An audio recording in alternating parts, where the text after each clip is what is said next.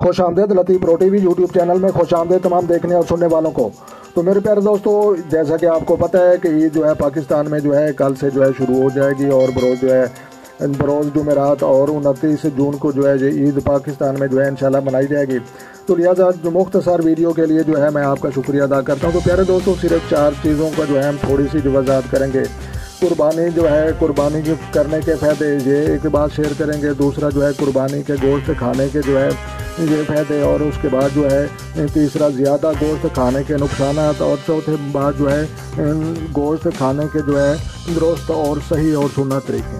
تو یہ باتیں ہم نے جو ہے آپ سے جو تھوڑی سی شیئر کرنی ہے۔ نہیں کرنے کے جو ہے یہ فائدے کہ یہ ایک انسان کی جو ہے یہ قربانی، جہاں آپ کو پتہ ہے کہ حضرت اسماعیل علیہ السلام کو جو ہے اللہ تعالیٰ نے جو ہے ذبح کے لیے جو ہے حکم دیا تھا، تو اس کی جگہ مینڈا آ گیا تھا۔ تو لہٰذا قربانی وہ جو ہے نیک فریضہ ہے اور اللہ پاک کو راضی کرنے کا جو ایک موقع ہے۔ تو لہٰذا قربانی کرنے والے افراد جو ہے ان کی جو ہے زندگی، صحت اور اس کے کار میں اور خاندان میں جو ہے اللہ تبارک و تعالیٰ کی جو ہے خاص برکتیں ہوتی ہیں۔ تو لہٰذا جو ہے یہ جو ہے کوئی قربانی جو ان لوگوں کی جو ہے توفیق ہے بالکل کرنی چاہیے، گریز نہیں کرنا چاہیے، اور جو ہے تمام لوگوں تک جو ہے قربانی کا گوشت پہنچانا چاہیے۔ تو جو ہے دوسری بات جو ہے قربانی کے جو ہے گوشت کھانے کے فائدے، تو بے شک حضور صلی اللہ علیہ وسلم نے فرمایا ہے کہ یہ جو ہے قربانی کا گوشت، یہ گوشت جو ہے یہ برکت والا ہے، اور اللہ کی جو ہے رضا کے لیے جو وہ گوشت جو ہے وہ جانور ذبح ہوا تھا۔ تو لہٰذا اس لیے اس گوشت میں جو ہے بہت زیادہ برکت ہے، اور اللہ پاک کی رحمتیں ہیں اور شفا ہے، اور انسان کی زندگی میں اضافہ اور صحت میں اضافہ جو ہے بالکل ہو سکتا ہے۔